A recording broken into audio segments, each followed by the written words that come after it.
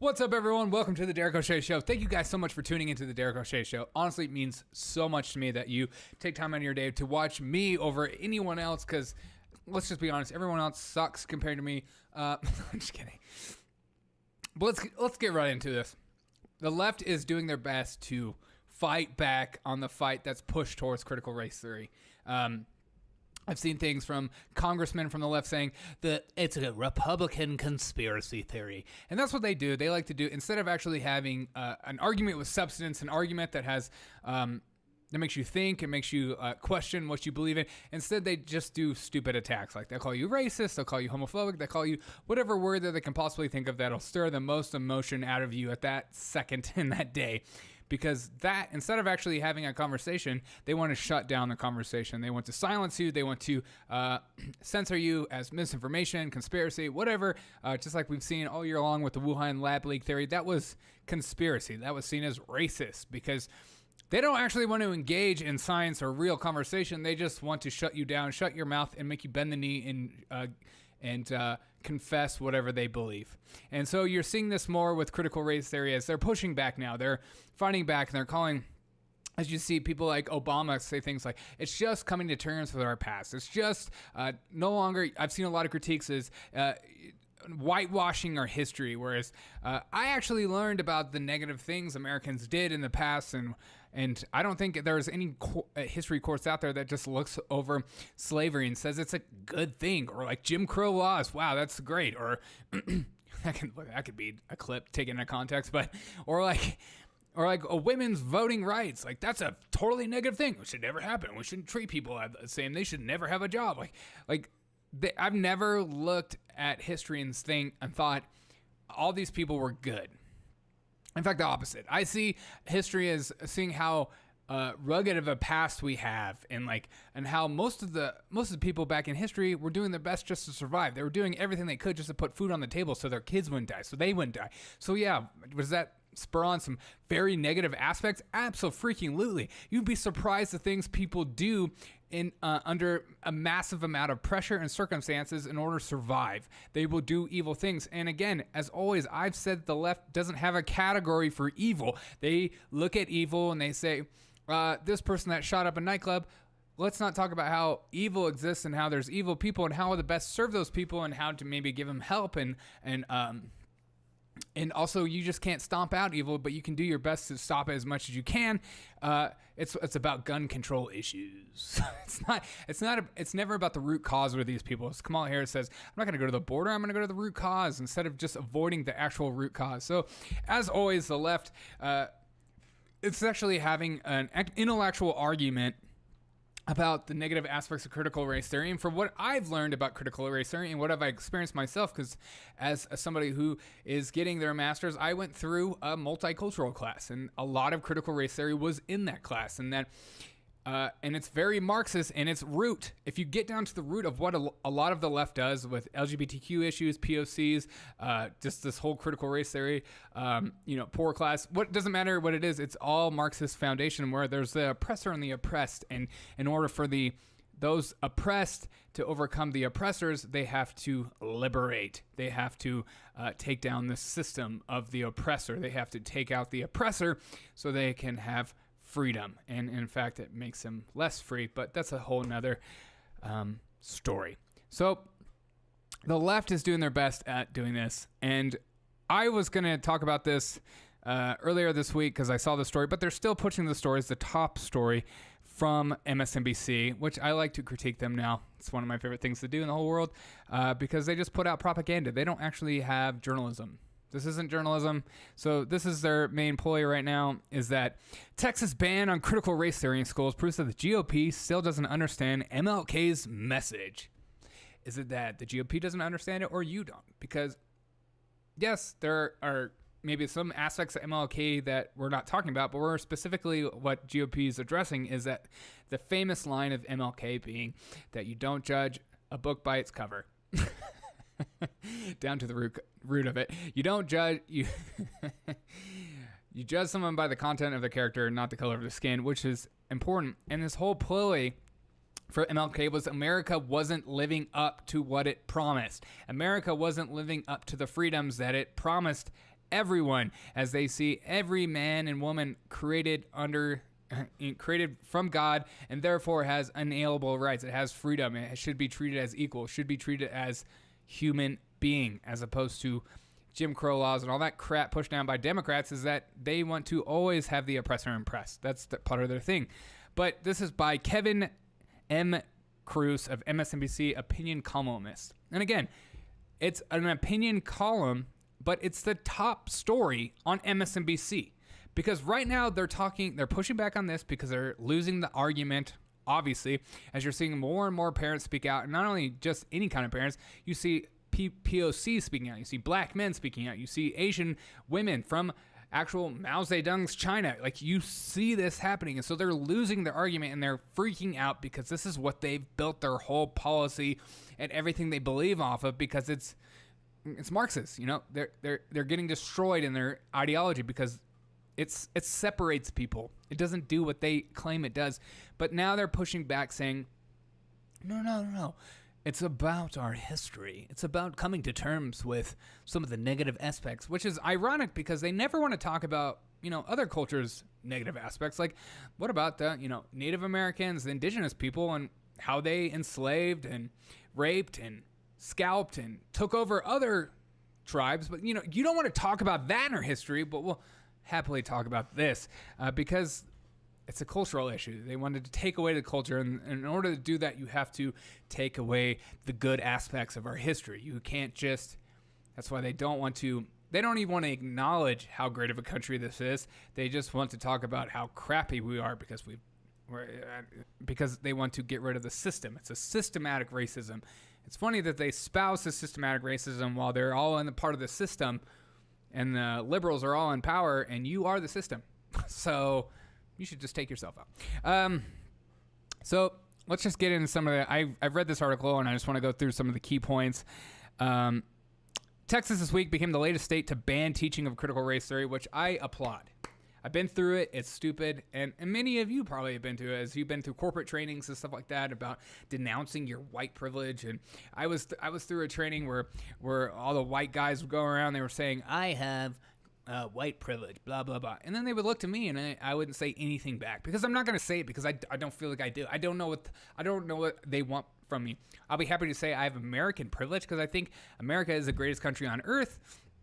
And I think we have some of the privileges here in America that we live in the freest, most prosperous nation in the ever recorded in the history books. We should praise that, and that's an amazing accomplishment.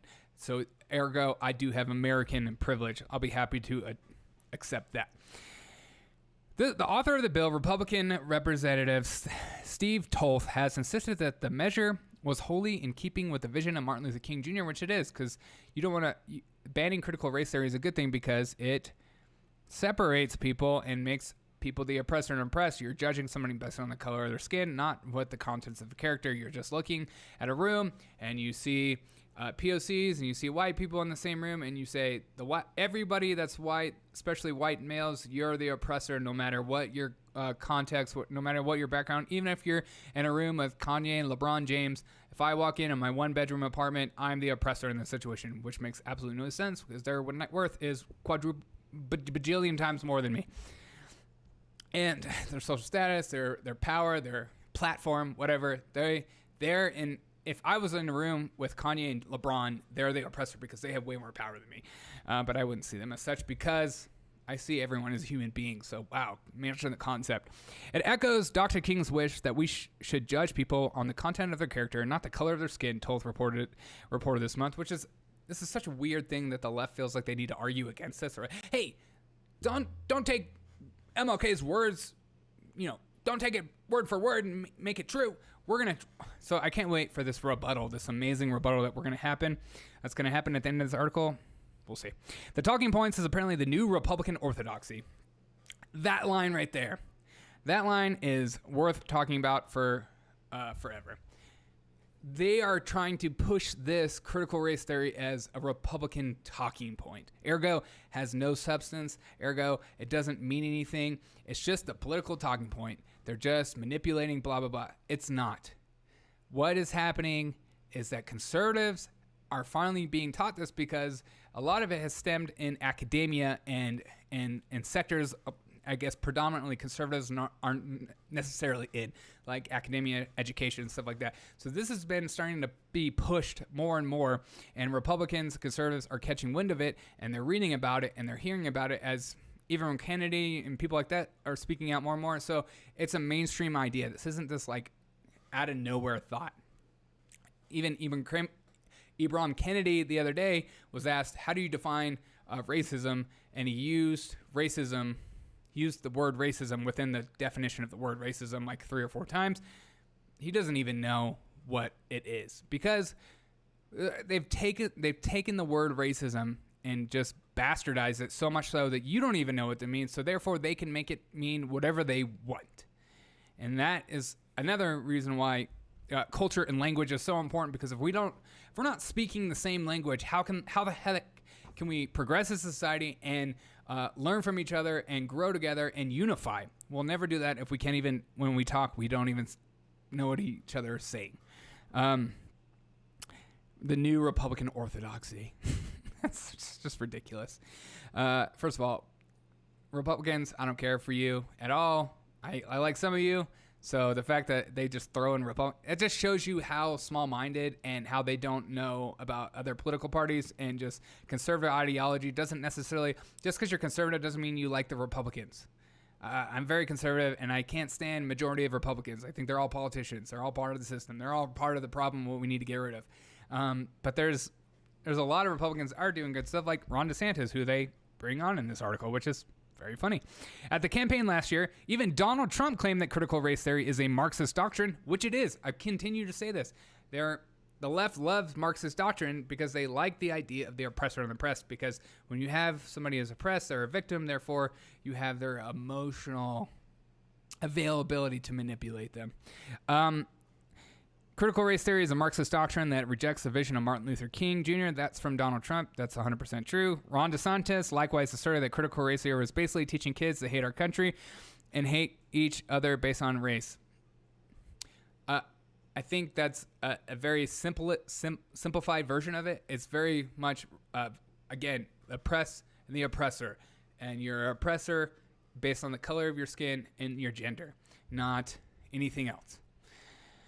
And hate our country. I can kind of see what he means by that. I would say that it's more about, they want to destroy culture and create new culture. So that's their ultimate ploy and what they ultimately want to do. So any means necessary. So yeah, teaching... They're more focused on the negative aspects than the positive aspects of our history, which that is an arguable conversation to be had, because I think that, especially for children, you don't need to focus on just like on the negative. They're not ready to have deep philosophical conversations. Their frontal lobe isn't fully developed. They're not fully developed human beings yet. So the fact that we're teaching kids deep philosophical thoughts, or telling them things that don't make sense on the surface to think about and just accept, it's just confusing kids, and it's making kids more on edge. And not only that, you're telling a child that he's an oppressor based on the color of his skin. It's not a good way for unification, and it's only going to create more racism and more racist. But again, they don't care. It puts race as the most important thing. I want the content of the character to be most important, and that's 100% true. They see everything through the lens of race.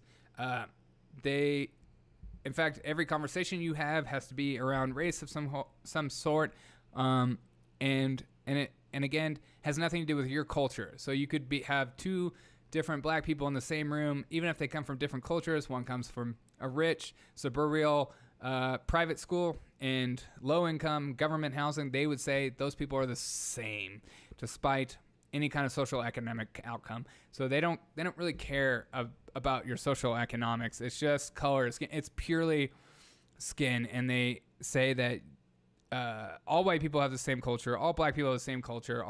It's very racist and small-minded. In making such comments, Republican officials reveal that they don't understand critical race theory. Great. I guess I don't understand it, thanks to Kevin, and don't really understand Martin Luther King Jr.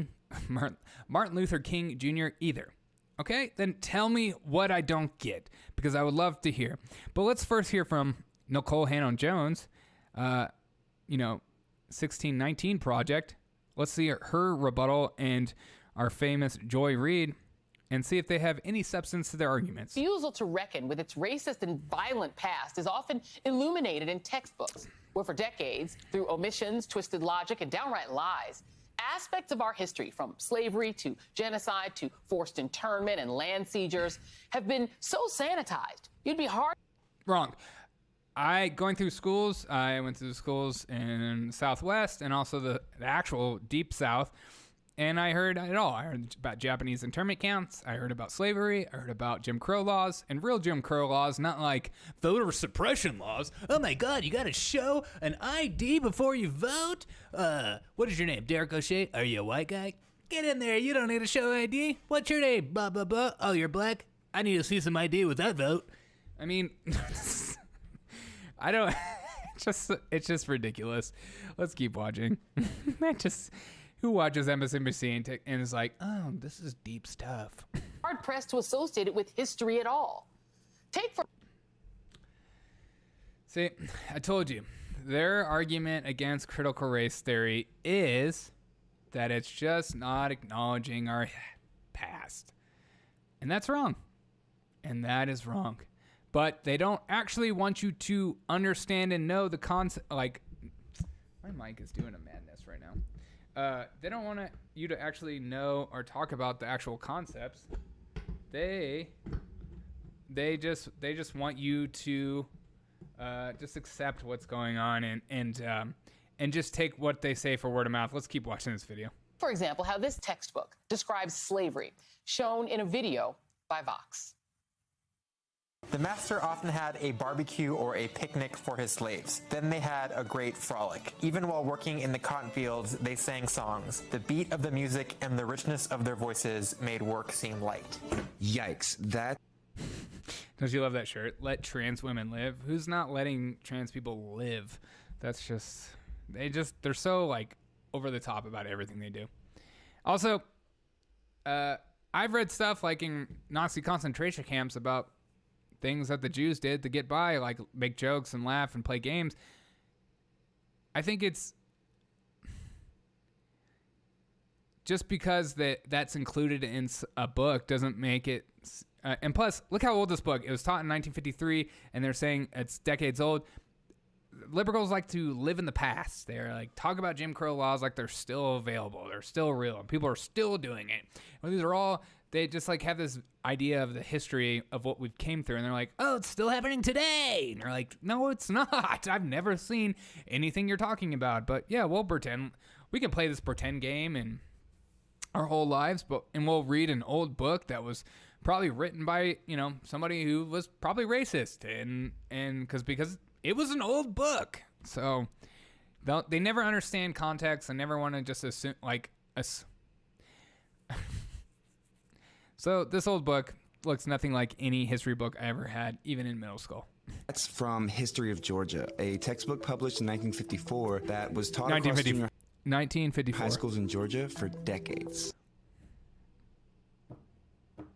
So decades. Has it been taught in the last 20 years? The danger of teaching whitewashed history isn't just tucked away in some dusty old textbook from the Jim Crow era. No, that danger is the latest conservative obsession. Don't you love their verbiage? Obsession. It's dangerous. It's a dangerous obsession to talk about these Marxist ideas. I mean, they're not addressing our whitewashed history. What do you expect from an 8th grade teacher teaching history? I mean, they're gonna address. I was just working at a middle school. We address terrible things in our past. But are you going to talk about Marxist ideology and talking about the oppressor and bringing that? No. You talk about the history because it's history. It's not happening in today's world. I know you pretend like it is and want to make it seem like it is. But they also forget, as I've said 1,000 times, guess what? There are assholes in the world. there are evil people that are going to do evil stuff. And if those evil people see a weakness or see something that might drive you crazy, like racism, they're going to do it because they're evil. They don't just understand that these people need to be re-educated. And like, what are you seeing what's going on in New York? And you're seeing a bunch of black people beat up Asian people. No one's talking about that as a racist issue. So, and I wouldn't assume it either because I'm a normal thinking human being. But they attribute everything to race if it fits the narrative. If it's a white guy, like remember that mass shooting in Austin? That guy shot at a bunch of people and only killed one. Why did that news story suddenly go away? That was just last week. Because the shooter was black. They're not going to report on it. If it was a white guy, they would lose their minds. With more than 20 states taking steps to ban the teaching of critical race theory, including Idaho, where a task force is looking into claims of indoctrination in schools. They've now submitted a public records request to the Boise School District that could cost tens of thousands of dollars because, remember, racism can be expensive. Asking for... It is expensive. Just ask anybody that's teaching about this critical race theory to corporations. Paying those people to do their little indoctrination courses is expensive, and they're making a killing. Just ask the BLM leader in her multi-million-dollar houses all across the country how she's doing. Is she oppressed? I just have to house all my family, blah, blah, blah. All materials, curriculum, and assignments used in classrooms and teacher trainings, as well as any materials using Nicole Hannah-Jones's 1619 project. Which has been debunked by lots of historians. But, you know, we'll give it an award for its crap. And joining me now is Nicole Hannah-Jones, Pulitzer Prize-winning journalist and the Pulitzer Prize-winning creator of the 1619 Project. And, you know, at first, it seemed like it was a fringe sort of attack on your project, on this project. Don't you? I find so much joy in the left's verbiage. The fringe attack. That's right. If you were to challenge a narrative or challenge an idea or go against science, it's fringe. It's a conspiracy. It's racism. Don't talk about my ideas and thoughts. And that's always their main point. Any kind of comments, any kind of trolls I've had against any of my content have always come at the expense and just breaks down to some kind of fringe, conspiracy, racist, blah, blah, blah. They don't actually gonna talk about the content. Also, they don't know me. I'm one of the most open-minded, free-thinking people I know. God.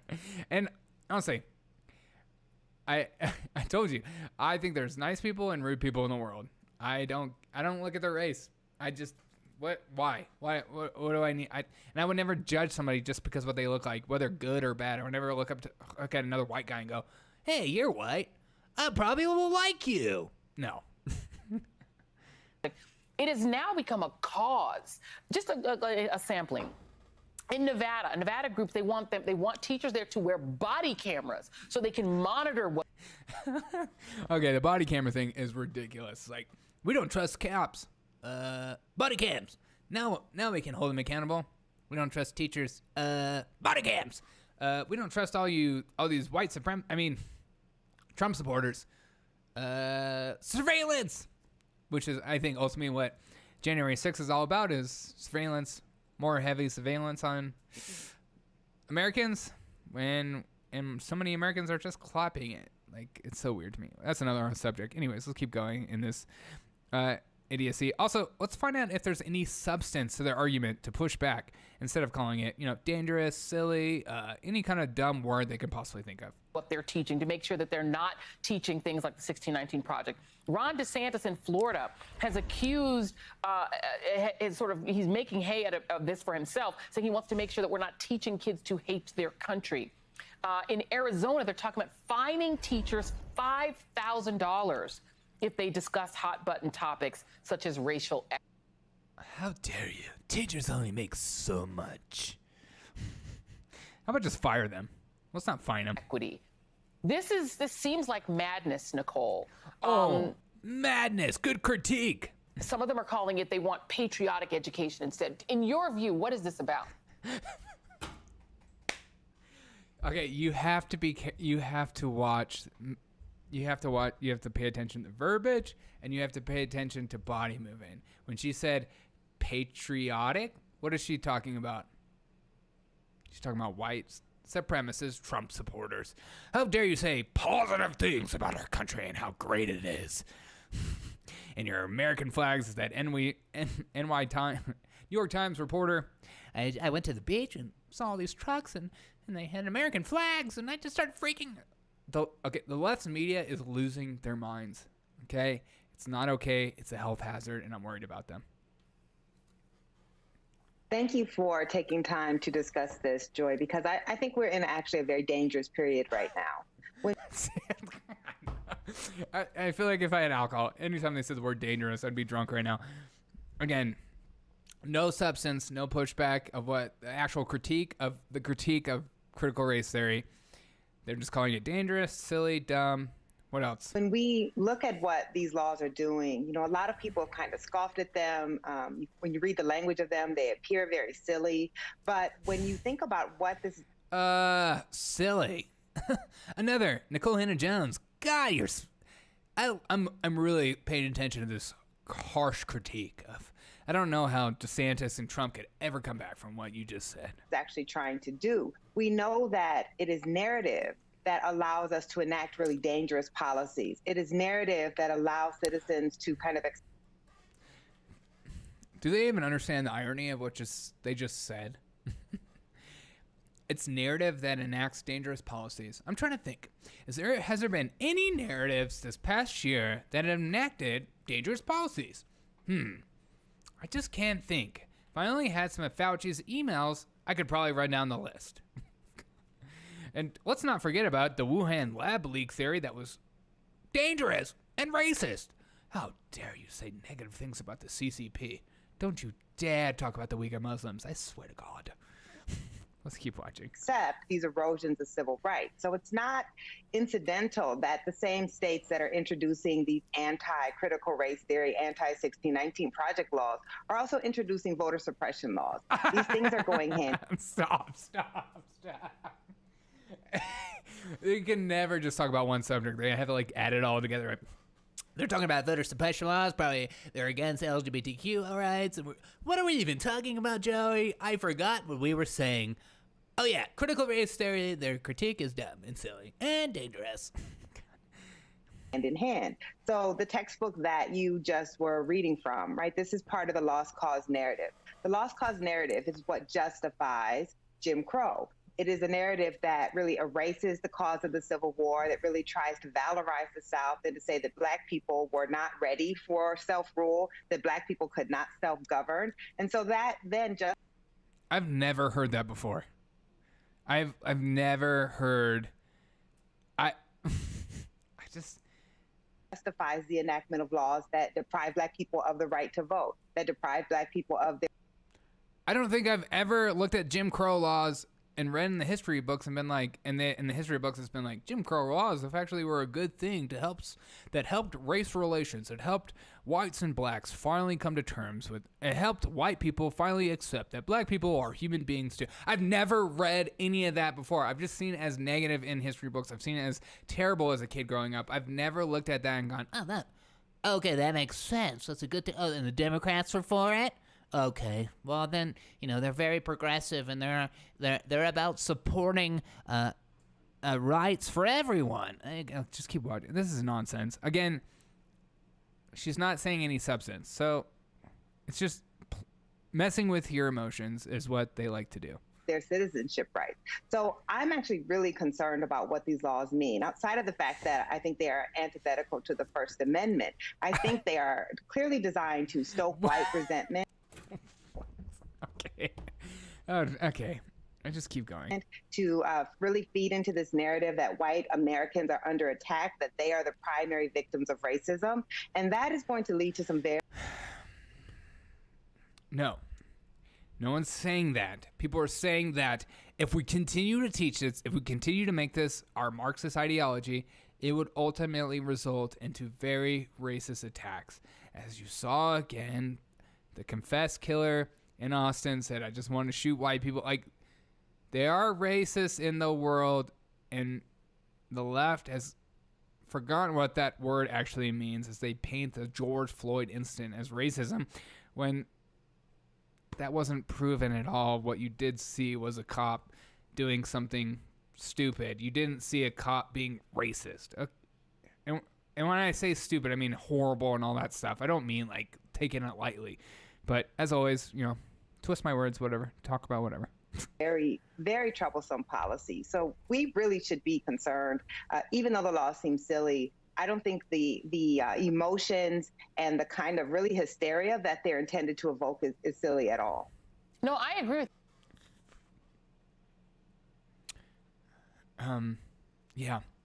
If this continues to be taught and you're telling white men they're their oppressor, do you think that's going to help relations or make it worse? It's going to make it worse. You're telling people they're racist and you're you're telling people they're something even though they're not. All right?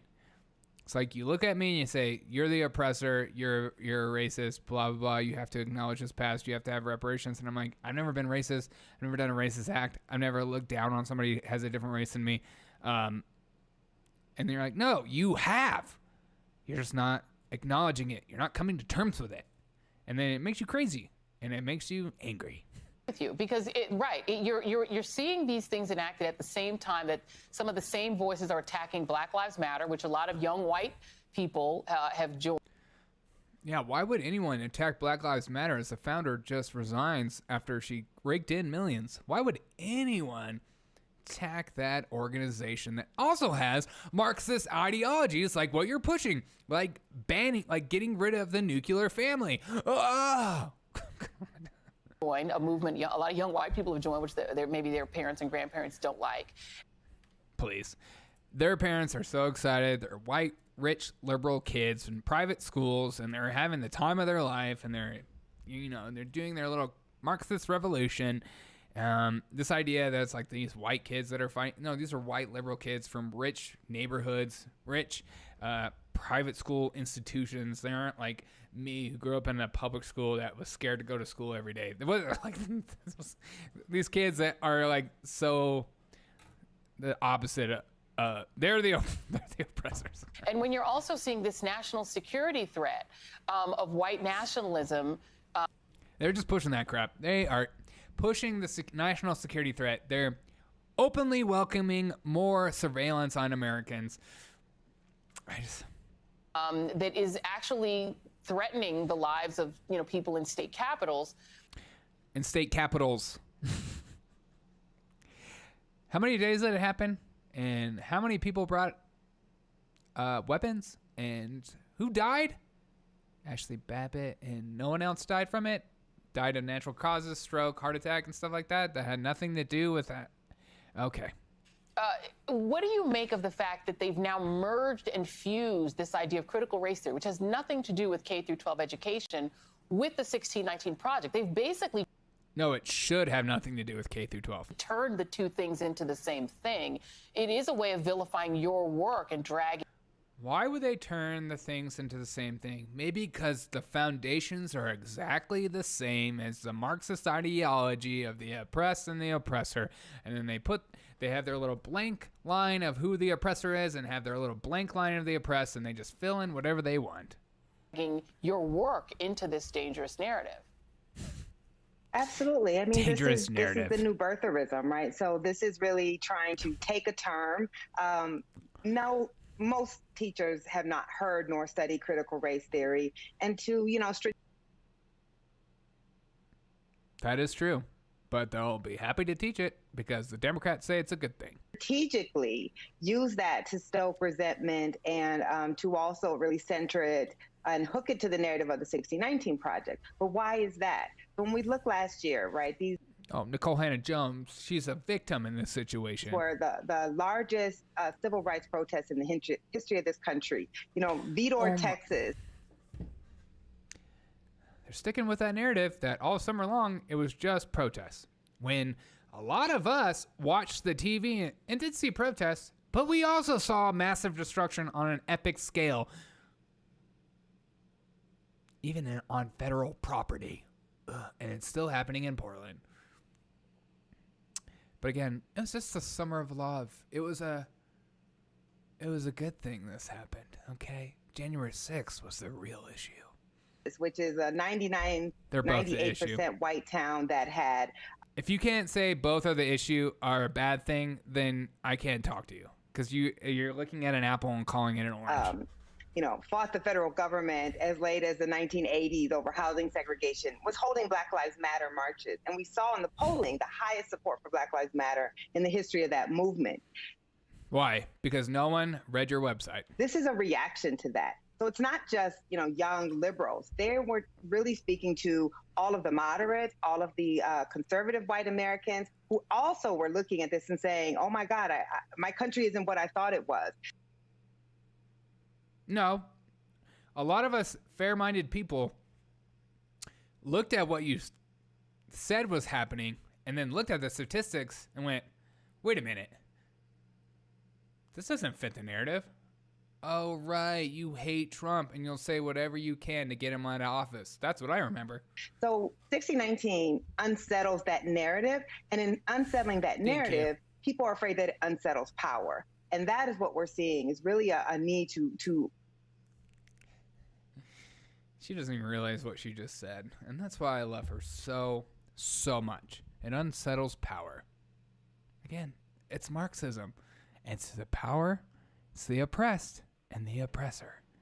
So, you're just acknowledging it? Hold on to it and maintain that power and divide that. Do you even know what you're saying right now? Because you're just acknowledging everything what DeSantis and Trump has been saying. It's Marxist ideology, and now you're just coming down to the power. Again, Democrats are saying, liberals are saying that to come against this, and you're all these white people are scared they're going to lose their power. No. Everyone is freaked out because they realize how unbelievably racist it is, and yet you continue to push it. That social movement towards justice by making white Americans, at least a segment of them who will kind of be susceptible to this message, believe that actually, no, you're under attack. They're trying to take your history. They've gone too far. And that's why wedding these together is working so successfully. And frankly, the media has played a big role in that, right? Because they were allowing Republicans to really lead with this idea. It's the same thing on Fox News, but I just can't stand when the media talks about the media. And you're like, wait a minute. You are the media. You're not me. You don't have an independent channel that gets censored. Idea that, oh, look at this bad diversity training. That's critical race theory gone amok. Those two things are not related whatsoever. But by telling the stories in that way. I know you think that that's what the narrative is. We're not trying to say that. You're the oppressor, but it's just a matter of accepting you're the oppressor. Once you accept it and bend the knee, then it won't be run amok. We've really fallen victim to this propaganda campaign. Oh, it's a propaganda. No, I can promise you this. It's not propaganda, and they are just freaking out because you're getting it. Let's continue the article. Despite the moral panic from conservative politicians that it was designed with kids in mind. No, I don't think it was designed with kids in mind. I will push that back on that. It was designed for college kids because that's who they seem, but it wasn't working as well as they hoped it would, and they're thinking, hey, well, actually it was working really good, but also, as always, Marxists and these people from the left, they say, who's more of an easier target? Oh yeah, children. And we can indoctrinate them, and we don't even have to do it in college. Critical race theory was largely been limited to law school and advanced graduate degrees. See, I told you, I'm in a graduate study. I learned all about this, and it is racist in its core. I was reading things and going, I can't believe I effing paid for this book. It makes me angry. I want to burn it. Luckily, it was a Kindle edition, and so I wasn't going to burn my iPad. As many joked on social media, if kids are really being taught critical race theory, you should be proud of they're in law school. LOL. Why is that added in this? Moreover, far from stressing that race is the most important thing, which it is in critical race theory challenges the idea that race is a thing at a bullshit. Okay, I'm sorry I'm cursing. This is so racist. No. It is not just challenging the idea that race is a thing at all. Everyone acknowledges that there is race People are different races. People have different cultures. And just because you're in the same race doesn't mean your cultures are the same. When I was taking a multicultural class, I kept emphasizing the fact that, hey, you can have two white people in the same, and they have different cultural backgrounds. You can have two black people in the same room, and they have different cultural backgrounds. You can have two Hispanics in the same room, and they can have different cultural, and so on. But that was like an insane thought to think. In the critical race mind, in the multicultural class I was taking, is that you look at somebody and you say, oh, you're black? You've been oppressed your whole life, haven't you? Like, no. Is that okay to do, first of all? And second of all, you don't want to assume something based on the color of their skin, because that's racism, right? Even if it's negative or positive. God, freaking A. This thing is so racist that it makes me angry. And it should make you angry. Because real racism looks like this. It's racist to your face, but it tells you, hey, I'm doing this for your health. I'm doing this for your own good. This is to help us. This is to make us better. Nazi Germany, we're oppressed by the Jews. They own everything. We got to get rid of them. Oh my God. They control everything. Let's put them all in camps and make them work. It's the same thing. It starts with an idea. It starts with the idea of somebody's the oppressor. But once all the oppressors admit that they're accepted, as long as all the oppressed assume there's somebody the oppressor, then they can get rid of the oppressor and finally have liberty, and that's what they want. It starts with the premise that there is no biological or scientific justification. I'm a little heated. Justification for racial categories, and the race was a socially constructed invention. It starts with the premise that there is no biological or scientific justification for racial categories and that race was a socially constructed invention, a fiction, but no one has nevertheless been written into laws. Okay, cool. Those who work on critical race theory are baffled by the seemingly, some things in this I just don't even want to critique because it's so dumb. Those who work on critical race theory are baffled by the seemingly deliberate mischaracterizations of their work. No. And that's a dumb, again, their critiques are, it's mischaracterization, it's mischaracterizations, it's dumb, it's silly, it's dangerous, it's misinformation, it's conspiracy theory. They're not actually critiquing. I would love for them to not find a way to say how it's not Marxism, because they won't, because they know it is. Kimberly Crenshaw, the noted law professor of UCLA and Columbia, and a pioneering scholar in the field. Oh, so she's an expert. My favorite word. Dismissed Trump's and DeSantis' specific claims of false and slanderous. Again, those are her critiques. False and slanderous. And explains in a recent interview, critical race theory says, let's just pay attention to what's happening in this country and how what has happened in this country is continuing to create differential outcomes, the oppressed and the oppressor, so we can become the country that we say we are. That is not what it's doing. That is absolutely not what it's doing. If it was a multicultural class where you went, hey, some people don't know this, but people are different. And I would go, oh, that is true. And I've always thought that. But I appreciate the reminder because sometimes it's good to be reminded that no one is like me. Thank you. Thank you, Columbia law professor, and your sick dismantling of DeSantis and Trump's claims, calling it false and slanderous. That's an academic right there. She's an expert. Contrary to Republican cries that this scholarship is un-American, Crenshaw asserts that the critical race theory is not anti-patriotic.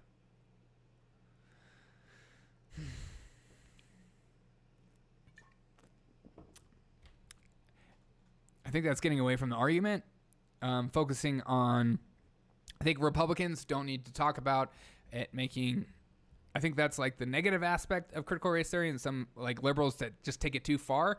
But the basic foundation is the oppressed and the oppressor, and the oppressors are white males and the oppressed are POCs, and somehow white females are included in that. That's that Bill Burr joke. It's like, all you white females make it all about you in the end, don't you? In fact, it's far more patriotic than those who oppose to it.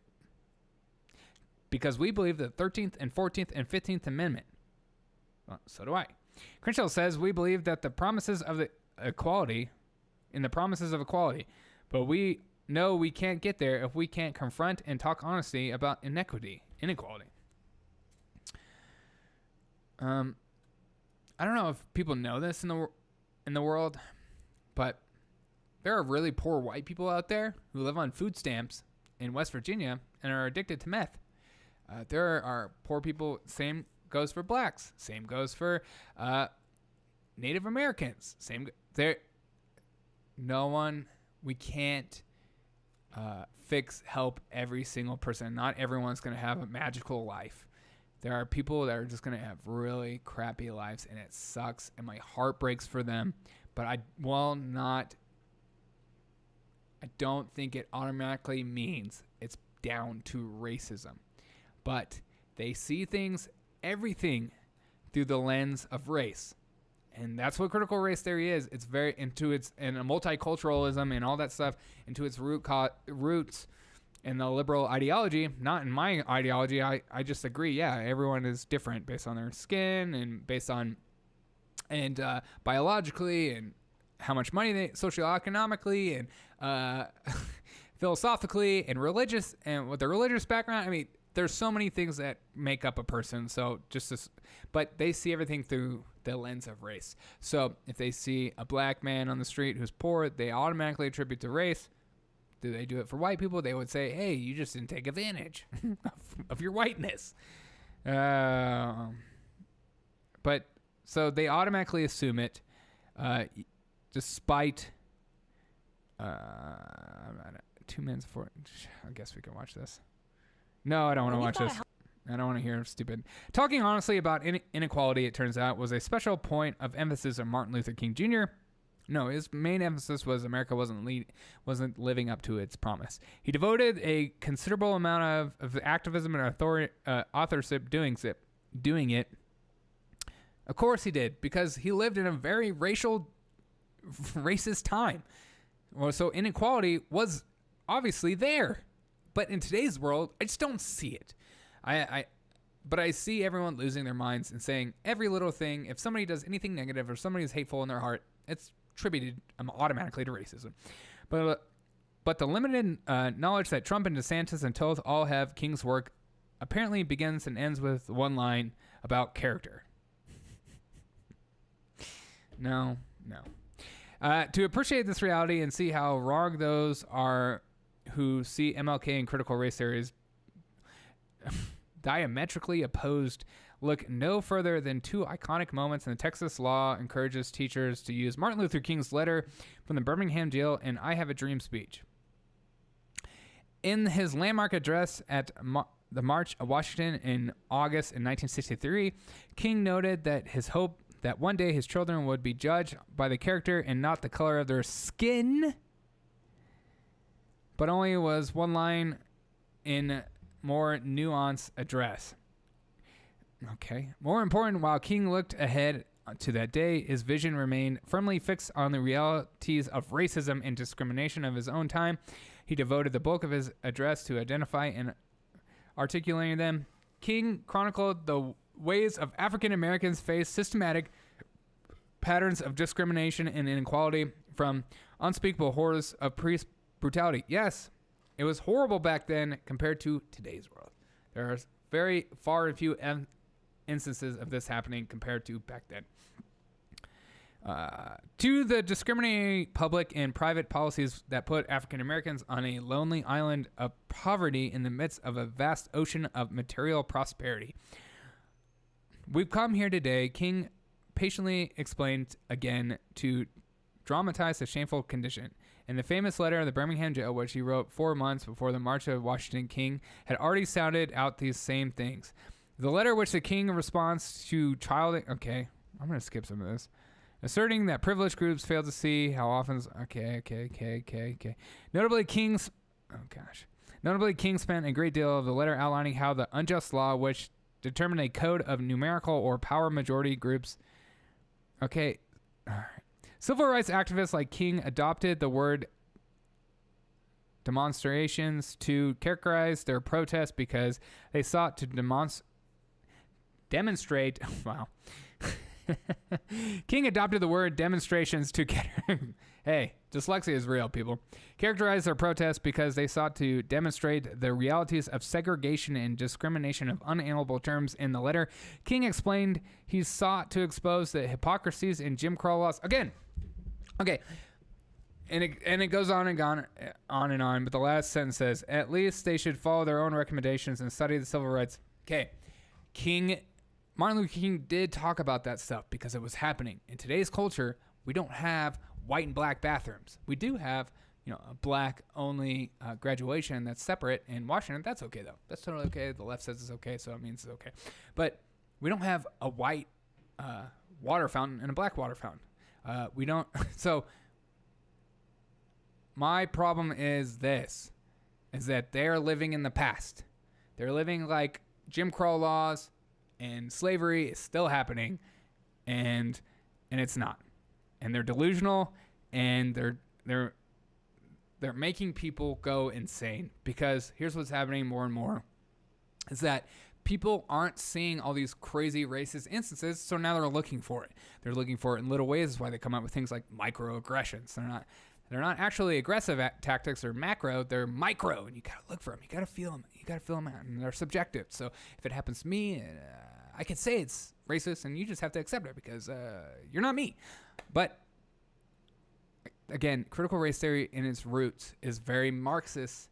Even at the end of that interview, she started talking about how they're just worried. White people are worried that they're getting their power stripped away from them. This is their pushback. And that's not it. I'm not worried that my power that I have is going to be stripped. I don't consider myself very powerful.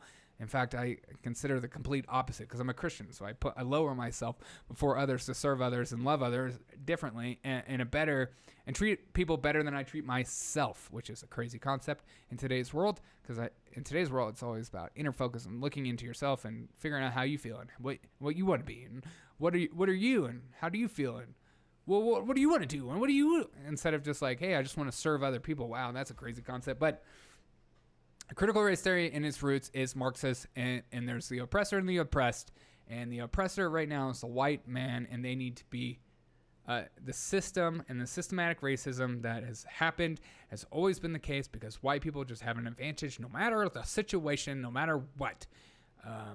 Instead of just acknowledging maybe, some people know other people, and also that maybe that is the case, but to say all white males are the same is ridiculous, and to say all black males have been oppressed of some capacity is also not healthy.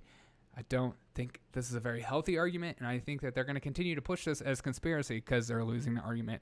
It's not a conspiracy. It's to be taken seriously, and you should honestly take it seriously and continue to learn more and find out a multicultural book to read and buy, or find one online that's for free so you don't have to pay money, so you know how to talk through these issues, because it's important to know where it comes from and where it stems from, rather than just hearing Fox News talking points or my talking points or somebody else's talking points and just re-spitting those out.